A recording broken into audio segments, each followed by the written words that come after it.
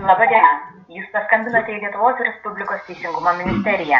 Norėdami užtikrinti asmenų skambinančių ministerijos bendrąją konsultavimo liniją, aptarnavimo telefonu kokybę, skambinančių asmenų prašymų ar skundų nagrinėjimo bei aktyvumą, jūsų pokalbį įrašysime. Jei nesutinkate, prašome kreiptis asmeniškai žodžiu, atvykus į Teisingumo ministeriją, adresu Gedimino prospektas 30 Vilnius, arba raštu atsiunčiant kreipimąsi paštu ar elektroninių ryšių priemonėmis. Ministerijos elektroninio pašto adresu raštinė@tm.lt arba tminfo@tm.lt arba siunčiant per sistemas e.pristatymas arba e.pilietis. Išsami informacija apie asmens duomenų tvarkymą įrašant pokalbis telefonu pateikiama ministerijos interneto svetainėje skyrelyje asmens duomenų apsauga. Jei sutinkate, kad pokalbis būtų įrašytas, prašome palaukti.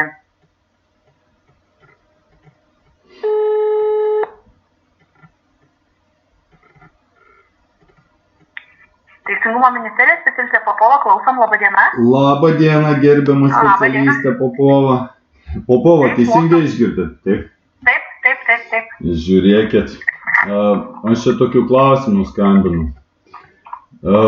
Žiūriu čia teisės aktų registrą, Seimo ir teisės aktų, tas e-tar. Ir man užkliuvo, ta prasme, tai, kas mane liečia, dėl pirmojo paso aš čia žiūrinėjau, ta prasme, tokių neiškumų man kyla. Tai yra toksai dėl Lietuvos Respublikos piliečio paso nuostatų vykdymo instrukcijos patvirtinimo. Nes matot, aš gavau savo pirmąjį pasą Lietuvos Respublikos piliečio pasą 2002 metais ir kaip tik aš pagal tas instrukcijas noriu pasižiūrėti, ar viskas tvarkingai ten buvo. Ir čia yra toksai įsakymo numeris, aš kaip suprantu vidaus reikalų ministro įsakymo numeris. Jeigu aš jums padiktuosiu, ta prasme, aktualus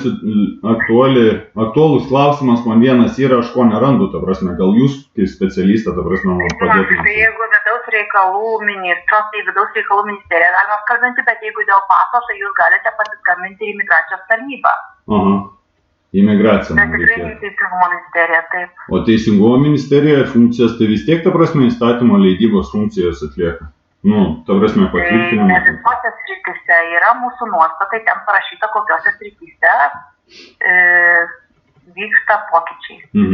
Tai jeigu kas liečia dėl teisės aktų, aš turėčiau konkrečiai arba imigraciją, arba į vidaus reikalų ministeriją. Ne dėl teisės aktų, bet būtent jūsų konkrečių klausimų dėl pasų. Supratau. Ačiū jums labai, dėkingas. Nėra už ką, gražios dienos. Dėkui ir jums taip pat iki. One eternity later. Labą dieną. Jūs paskambinote į Lietuvos Respublikos vidaus reikalų ministeriją. Prašome pasirinkti.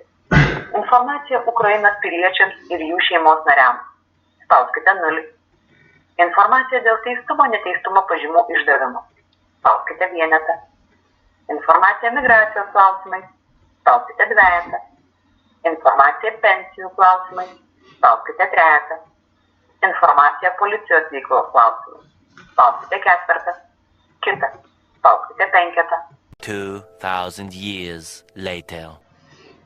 Vidaus reikalų ministerija. Labą dieną, vidaus reikalų ministerija. Labą dieną. Čia jūsų vardas toksai. Būtų fainiai sužinoti, su ko bendraujate. Aš esu Gediminas. Taip, aš esu Eglė Likienė, vidaus reikalų ministerija, priimamasis. Malonu. Labą dieną, Eglė. Labą dieną. Žiūrėkit, skambinu jums tokiu klausimėliu. Yra čia toksai teisės aktas, aš vakar ten į Teisingumo ministeriją skambinu, tai man nurodė, sako, arba į vidaus reikalų ministeriją skambink, arba į imigracijos departamentą. Man yra toksai klausimas, kadangi vidaus reikalų ministras yra priėmęs tokį įsakymą, kuris, jeigu jūs galite, jūs prie kompiuterio vis tiek nesėdate. O tai ką, sakykit, prašau, nežinau, kad jūs bendrų telefonų skambinate, šiaip bet kokiu atveju teisės aktais negalėčiau konsultuoti. Bet pasakykit, bandysim pasiaiškinti. Tai gal galėtume tada nukreipti mane kažkur tais tenais peradresuoti skambutį, kad aš konkrečiai apie teisės aktus, nes, jūsų... Bet žiūrint apie kokį mes čia teisės aktą kalbame. 2001 metų sausio 17 dienos vidaus reikalų ministro įsakymas dėl Lietuvos Respublikos piliečio paso nuostatų vykdymo instrukcijos patvirtinimo, dokumento numeris 25, registravimo numeris 1012310 įsak 0000025. Priimtas sausio...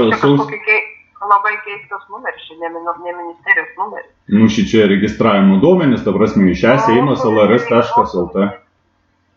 Mūsų visi įsakymą 1V brūkšnys ir va tai prasideda. Nes, čia tai ką rodo eseimas.lrs.lt. Tai jūs apie įsakymą gal kalbate? Čia yra įsakymas parašyta. Ir konkrečiai vadinasi, ta prasme, vidaus reikalų ministro. Lietuvos Respublikos vidaus reikalų ministras įsakymas dėl Lietuvos Respublikos piliečio paso nuostatų vykdymo instrukcijos patvirtinimo 2001 metų sausio 17 dienos numeris 25.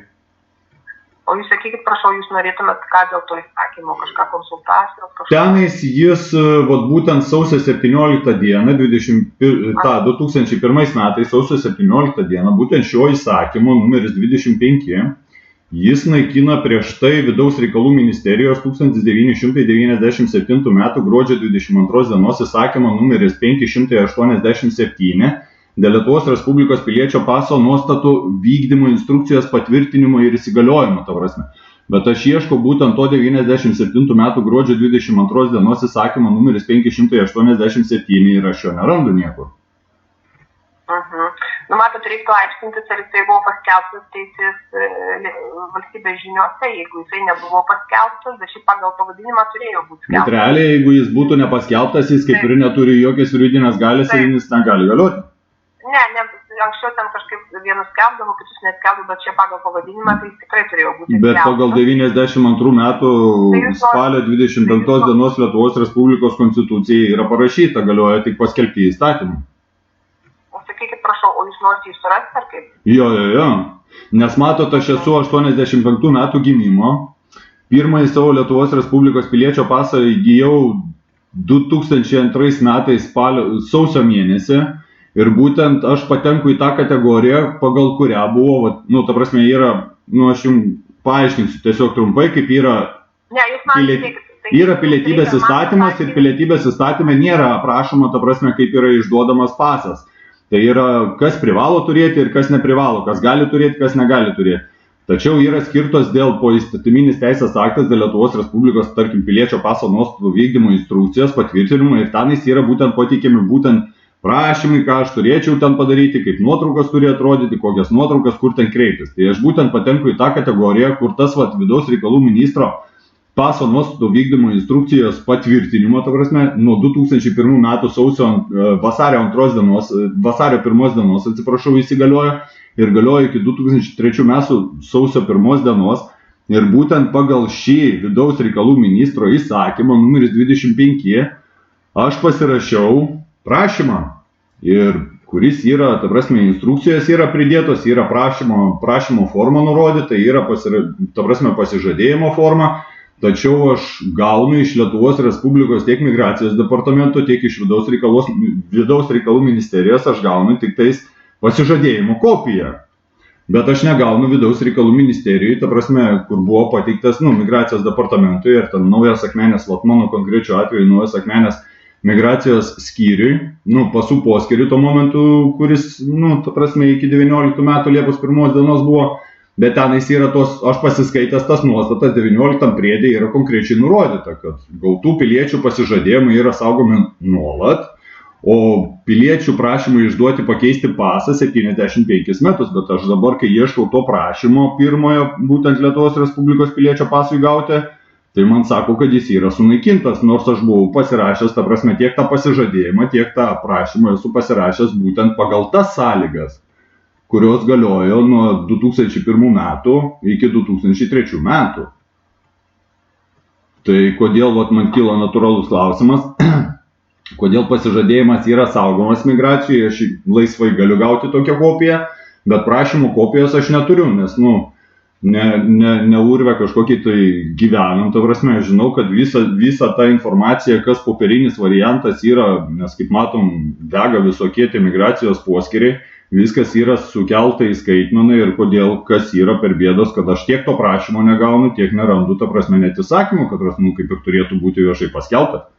Nes jeigu žmogus naikina kažkokius, tai ta prasme, vidaus reikalų ministras skelbia, kad jis naikina kažkokį tai prieš tai buvusio vidaus reikalų ministro įsakymą ir to įsakymo aš nerandu, ta prasme, ką jis naikina, nu tai čia žmogus, ta prasme, net nežinau, net nenorėdamas nieko įžeisti, tiesiog mužikiškai pasakysiu, nu ta prasme, tai yra lengva šizofrenijos požymis, kad žmogus naikina tai, kas neegzistuoja.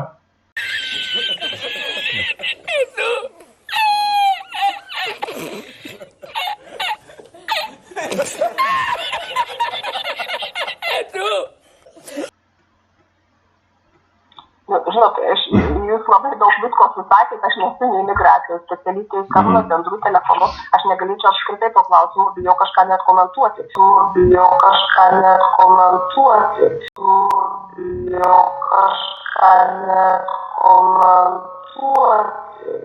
Tai jūs nebijokit, žinokit, aš nesikandžiu, aš gera širdis žmogus.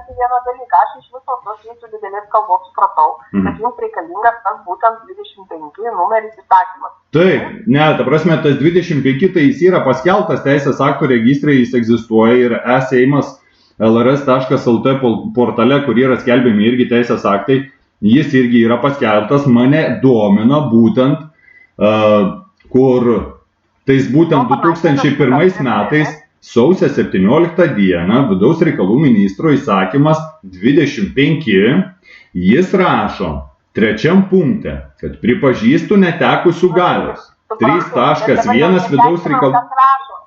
Jo, mane konkrečiai vadomina, nes jis skelbė vidaus reikalų ministro įsakymus būtent 97 metų, 99 metų, paskui 99, 2000 metų, 97, 95, 99 ir 2001 metais tie visi jo įsakymai įsigaliojo.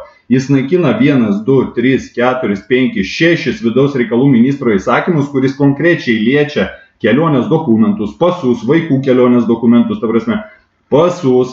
Ir tų įsakymų nei vieno, iš tų 5 įsakymų, 6, aš nei vieno negaliu surasti internete, jis nei teisės aktuose nėra, nei e-seimas nėra, ta prasme, tai ką jis čia naikino mane, būtent konkrečiai, tarkim, nuo pačio pirmojo 3.1, 97 metų gruodžio 22 dienos įsakymas numeris 587. Pavadinimas būtų dėl Lietuvos Respublikos piliečio paso nuostatų vykdymo instrukcijos patvirtinimo ir įsigaliojimo, nes toliau visi yra ten įgaliojami nuo to 97 metų. Tai vat būtent tas 97 metų gruodžio 22 dienos įsakymas 587. Mane būtent šitas domina. Kaip man jį susirasti? Ar jūs galėtumėt mums elektroniniu paštu šitą prašymą? Žinokit, man šičia atrašo, sako, arba pas mane yra deklaratyvūs pareiškimai, arba yra, ta prasme, deklaratyvūs pareiškimai. Arba remiasi viešo administravimo įstatymu, nes, nu, ta prasme, kad atrašinėtų institucija man per mėnesį, tai aš tik tais 12 kartų te galėsiu per metus užklausti. Mes greitai atrašysim, bet jūs mums surašykit bent jau, kad mes suprastumėt, ko jūs norit. Nes jūs dabar tiek daug visos informacijos pasidėt, kad aš tikrai nesuprantu, kokio jums konkrečiai reikia. Nu tai žiūrėkit, vat konkrečiai dabar... Jūs mane duodate iki galo pasakykit. Pas mus, jūs kokių metų jūs prašote, tai tada nebuvo jokios pas mus informacinės dokumentų valdymo sistemos. Mums reiktų eiti ieškoti, kur jie gali būti suregistruoti, tai yra archyvuose. Nes taip jie nebuvo surašyti, suprantat, tik nuo 12 metų mes turime informacinę sistemą, kur galima būtų atsiversti, o kitus visus reikia žiūrėti, ar jie perduoti, tai įsakymai į archyvus, ar jie yra sunaikinti, ar jie kažkur tai yra, bent jau, kad jums kažkokia informacija. Tai reikalingas jau mums kažkoks tai, nu, kaip sako, dirbti reikia su tuo, ką jūs čia dabar pasakėte. Ne, nu tai už tai žmonės pinigus gauna. Paprašytumėt, nes pagal žodinį aš negaliu dabar bėgioti po visą ministeriją ieškoti, gal kas kažką žino, suprantat? Ne, tai čia vienas prisėdimas prie kompiuterio ir viskas, ir randat. Nu, ne, tai nėra kompiuterį, aš neturiu kur žiūrėti. Ne, nu, pavyzdžiui, 89 metų Lietuvos TSR pilietybės įstatymą aš galiu susirasti, paskui 90 metų lapkričio 8 dienos Lietuvos Respublikos aukščiausios tarybos nutarimą numeris I766 aš galiu surasti, ta prasme, yra teisės aktuose, o šito būtent, kur jau 97 metais. Tai ar galėtumėt mums trumpai elektroniniu paštu, galit man asmeniškai parašyti, aš jums prižadu, kad mes greitai paieškosim, ką mes galim jums pateikti. O jums screenshotą, ta prasme, ekrano tą nuotrauką atsiųsti, vat konkrečiai, kas yra, jūs ten matys? Kaip norit. Galit, jeigu mums palengvins, taip galit atsiųsti. O tada tie kontaktiniai duomenys, kokiu šį čia adresu to elektroniniu paštu aš jums galėčiau atsiųsti? Galit siūsti bendrasis@vrm.lt, galit siūsti egle.likienė@vrm.lt, parašykit savo vardą, pavardę, elektroninį paštą matysime ir ką jūs konkrečiai, kokiu jūs teisės aktų ieškote konkrečiai. Aha, supratau. O man kokius duomenis nurodyti vardą, pavardę Lietuvos Respublikos ar tarybinius tos, ta prasme? Nešpratau. Nu, aš 85 metų gimimų, tai ta prasme, aš kaip ir tarybinius duomenis turiu ir tos Lietuvos Respublikos duomenis turiu. Jūs kitaip vadinotės tada? Jo, aš turėjau tėvavardę. Nereikia mums tėvavardžių, vardas pavardė. Nebereikia jau tokių dalykų, ne? Ne. Supratau, nes čia kosmosas kažkoks vystas su tais prašymais ir visa kita. Tai man. Aišku, supratau, gerai, tada aš jums parašysiu tą bendrasis, jeigu aš rašysiu bendrasis, arba Eglė Likienė, ne? Taip, bendrasis D, vrm.lt. Aha, arba jum konkrečiai? Taip. Nu, jie bet kokiu atveju abudu mano taip. Supratau. Gerai tada, Eglė, iki greito, jeigu ką susiskambinsim po to. Nu, iki. Ačiū labai. Iki. A few moments later.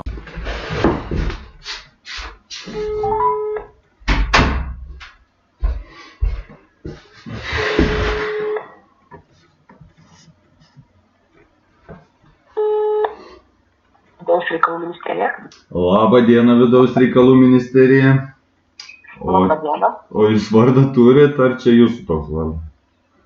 Taip, tas pats Eglė Likienė, kalbėjom šiandien. Labą dieną, Eglė Likienė. Žiūrėkit, aš nesuprantu, ar jūs nesupratot, ar kaip? Emotional, damn it! Žiūrėkit, yra konkrečiai parašyta duomenys gimimo liudijime, Vyskartas Gediminas Albino. Nematau aš jūsų gimimo liudijimo, kodėl aš jo nematau? Ne, tai ta prasme aš... Kaip jūs galite matyti duomenis mano gimimo liudijime, jeigu aš jo neatsinčiau? Jūs sakot, nurodykit savo vardą pavardę. Nurodykit savo prašymo vardą pavardę, jeigu sudėtinga, mes turim užregistruoti, jeigu taip mes negalim registruoti. Nu tai va, yra parašyta, Vyskantas Gediminas Albino. Kur parašyta?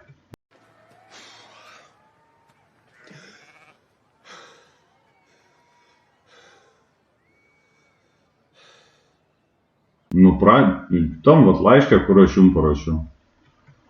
Kodėl aš nematau? Вот это поворот! Todėl prisistatau, kaip vat yra toks dalykas, kadangi aš neturiu galimybės, ta prasme, institucijos, ne viena institucija, ką aš išdėšiu. Vat jums tiesiog savo laišką skaitau, kadangi šie teisės aktai konkrečiai yra susijęs su LR piliečio duomenimis, kurių steigimo ir legalaus egzistavimo kol kas ne viena institucija egzistuojančiais dokumentais patvirtinti negali. O tai yra pateikti prašymą LR piliečio pasui gauti, kurio kaip pateisinamuoju dokumentu buvo išrašytas ir išduotas LR piliečio pasas serija LJ4. Todėl prisistatau kaip tarybinių davinių savininkas, duomenys gimimo liudijime Vyskantas Gediminas Albino, gimimo liudijimas VOK 4. Čia jums tam tekste surašė, taip? Taip, ar jūs jo neskaitėt?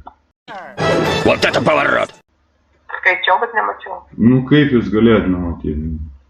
Nu, supratau. Gerai, tada ačiū labai, dar aš kartą pažiūrėsiu. Patvirtinkit dar vieną laišką, atsiųskit, kad nebūtų, ta prasme, praignoruotas, nes, Ne, jis nepraignoruotas, jūs kaip ir patvirtintas, kad gavo.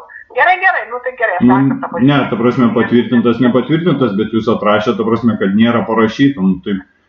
Aš jaučiuosi, ta prasme, kaip už durnelį laiko, ta prasme. Ar jūs ten tiek smarkiai persidirbot? Nes, tekstas yra stengiausi tikrai ganėtinai aiškiai viską surašyta, bet iš institucijų raštus, kai gauna žmonės, ta prasme, kosmosas, nesąmonės, toks vaizdas, kad tingi dirbti iš viso. Nuskaityti reikia. Parašyta Vyskantas Gediminas Albino.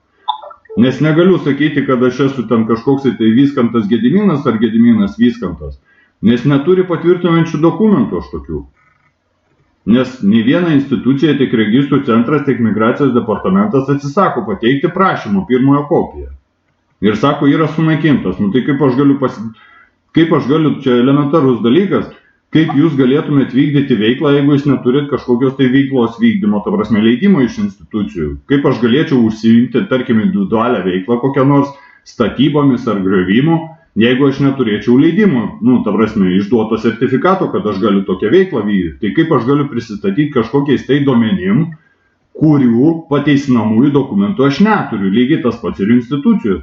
Paprasta, logiška yra. Bet sakau, dėl to prisistatinėjau duomenim, kuriuos aš gavau, mano tėvai gavo nuo mano gimimo 85 metais. Tai yra duomenys nurodyti gimimo liudijime. Vyskantas Gediminas Albino. Suprantat, kas yra? Yra tokia rašymo tvarka yra. Žmogus iš pradžių rašo adresatą, po to išdėsto turinį ir pabaigoje pasirašo. Tvarka yra neįstatymas, aš konkrečiai nurodžiau. Tai nesiskaito pasirašytas, suprantat? Žiūrėkit, aš kai studijavau, man iš teisės buvo 10. Aš realiai apsigyniau diplomą. Tai dabar nediskutuojame. O man taisyklės, koks yra rašymas, konkrečiai yra tekste parašyta Vyskantas Gediminas Albino, Eglė, baigit juokus. Aš nesinervuoju, nes jūs bandot mane kažkaip išvesti iš kantrybės. Nusiraminkit, labai atsiprašau dar kartą ir, sakykime, aš dabar jau žiūriu ne taip griežtai ir jums atrašysiu, kad gauta, viskas tvarko. Nes aš šiandien kaip tik gavau laišką, kur yra parašyta konkrečiai deklaratyvus pareiškimas iš vadovo kažkokio. Jensenas, net nelietuviška pavardė. Kas per Jensenas kažkokio? Renatas Juntonen, vedėjas. Korupcijos prevencijos vidaus tyrimų skyrius. Pievas rašo. Vertintini kaip deklaratyvus ir nepagristi. Aš sakau, prašymą man pateikti. Jis sako deklaratyvus pareiškimą. Tai kas ten tam registrų centre migracijos departamente? Tai jūs supraskit mane. Aš 3 metus bandau tą prašymą sušiktą gauti. Atsiprašau, kad keikiai. Bet jau nervai nelaiko kartais. Tai jeigu yra parašyta tekste, kad Vyskantas Gediminas Albino, tai skaityti reikia elementaru, paprasta, juoda ant ekrano parašyto. Duomenys nurodyti. Prašau atsiųskit patvirtinantį laišką, kad taip gavom duomenys be jokio įsidirbinėjimo. Viskas jau išsiaiškinau, aš jau jums išsiunčiau laišką, suprantat? Gerai? Aišku. Dėkui. Iki. Viso geriausio. Iki. Пиздец, блядь.